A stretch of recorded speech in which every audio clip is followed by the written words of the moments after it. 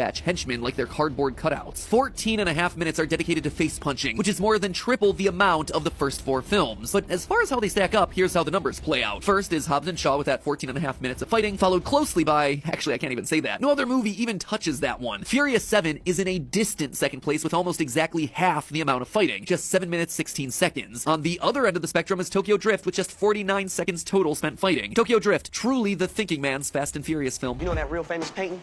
The one of the women who's smiling all the time? The Mona Lisa. Right, Mona Lisa. Like I said, the big-brained one. What's interesting about all this is that, yet again, the first 4 movies all rank together, this time in the bottom half. Also, the 4 highest-grossing Fast movies are in the top 4. So more face-punching equals more money, and less car talk also equals more money. Again, an interesting trend for a franchise that is branded around racing and car talk. That said, fights don't fully define being furious. If you add in main character deaths, double crosses, and number of kills, the rankings shift a bit to make number 7 the most furious movie. You have Deckard killing dozens of cops and then wanting angry revenge, Dom wanting revenge for the deaths of Giselle and Han, 7 minutes and 16 seconds of fighting and the knockdown drag-out fights between Hobbs and Shaw, Dom and Shaw, and Letty and Kara, where contractually no one's allowed to lose. Also, Dom and Deckard are so furious at each other that they drive their incredibly expensive vehicles headfirst into each other. Yeah, no airbags, no death from a high-speed head-on collision. I need to do an episode just dedicated to moments like this. Anyway, what's particularly fitting about the 7th movie being most furious is that its title is also the one that doesn't have the word fast in it. Furious 7 is indeed the most furious, and it's the highest grossing of all the Fast films with the mind-blowing $1.5 billion worldwide, whereas Tokyo Drift, the film with the least amount of face punching, has the lowest worldwide box office haul of just under $159 million. All of it proves the point. People want anger and violence, not car races. The car races are apparently the boring parts that no one wants to see. You know, that conclusion kind of makes me wonder about the weird naming of this franchise. You know how some are furious, some are Fast and Furious, and now it's just the Fast Saga? Could it be the movie studio pulling like some next